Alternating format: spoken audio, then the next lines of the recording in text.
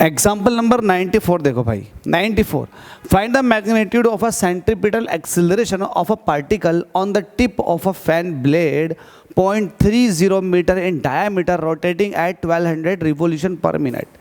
आपके पास एक फैन है और फैन के ब्लेड कुछ इस तरीके से है और इसकी टिप पर आपने क्या लगा दिया, पार्टिकल रखा हुआ है, ये m मास का पार्टिकल, और इसने घूमना शुरू कर दिया, पंखे ने घूमना शुरू कर दिया।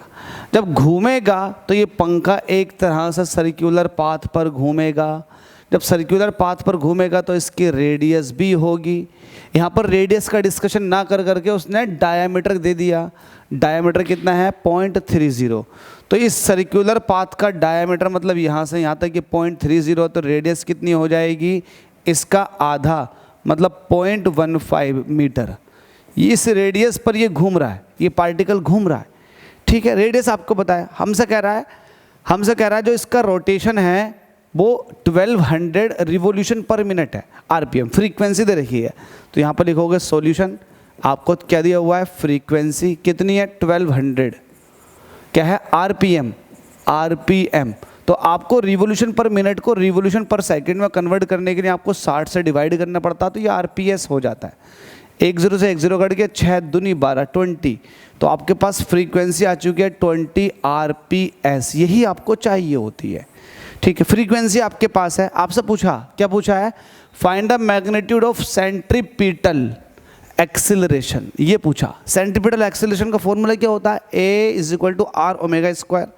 तो आप कहेंगे since we know that A = होता है R ओमेगा स्क्वायर। ओमेगा आपको नहीं पता, निकाल लोगे। R = ओमेगा होता है 2 पाई इंटू न्यू, इसका स्क्वायर। तो A = कितना हो जाएगा, R 4 पाई स्क्वायर न्यू का स्क्वायर। R की वैल्यू कितनी है जल्दी से बताओ, R की वैल्यू कितनी है 0.15, 4 ऐसे रहेंगे, पाई स्क्वायर इसको भी ऐसे। न्यू की वैल्यू कितनी है 20 का स्क्वायर कितना हो जाएगा 400, ठीक है। ख़त्म, पॉइंट हटा देंगे, 2 0 हो गए, 2 0 से ये 2 0 ख़त्म।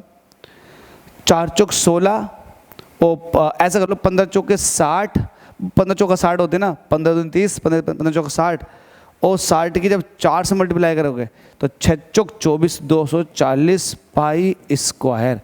ये आपके पास आ चुका है एक्सिलरेशन। छोड़ो यहीं मीटर पर सेकंड स्क्वायर, छोड़ो यहीं, आपका आंसर आ चुका है। बस इतना सा इजी था ये, इतना सा पार्ट था। अगर कोई बच्चा चाह रहा है कि नहीं मैं तो पाई की वैल्यू रखूँ, तो भाई रख कर कैलकुलेशन को टफ, झंझट में पढ़ो और ज़्यादा। अगर नहीं मानेगा तो पढ़, रख वैल्यू पाई की 3.14, कर उसका स्क्वायर, देन वैल्यू को फाइंड आउट कर। ज़्यादा खुजाट मच रहा है ना पाई की वैल्यू रखने का, रख।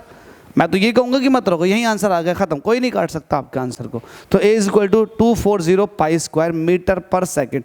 अगर क्वेश्चन में ये कहता use the value of pi = 3.14, then आपको रखने का पूरा अधिकार था। नहीं दे रखा तो छोड़ यहीं, 240 pi square metre per second square, चूँकि एक्सिलरेशन है। एक बार और देख लो, आपको फ्रीक्वेंसी दे रखी थी 1200 आरपीएम, आपने इसको आरपीएस में कन्वर्ट किया, तो आरपीएस मिनट को सेकंड में कन्वर्ट करने के 60 से डिवाइड करना पड़ता, कर दिया आपने। 0 से 0 काटा, 6 से 12 2 बार काट देंगे, 1 0 ऐसे मतलब 20 आ जाएगा। तो आपके पास फ्रीक्वेंसी 20। आप A = R ओमेगा स्क्वायर ये जानते हो, और आपके पास पहले से ही ओमेगा की वैल्यू होती है 2 पाई इंटू न्यू, इसका स्क्वायर करोगे तो 4 पाई स्क्वायर न्यू का स्क्वायर।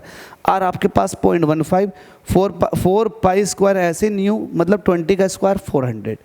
बस पॉइंट हटा देंगे, 2 0 हो जाएगा, 2 0 से 2 0 कट गए, 15 चौके 60 और 6 चौक 24, 240 pi square metre per second square. ये आपका आंसर आ चुका है। इससे डाउट है तो बता दो भाई, मुझे तो नहीं लगता कि आपको डाउट आना चाहिए। Thank you.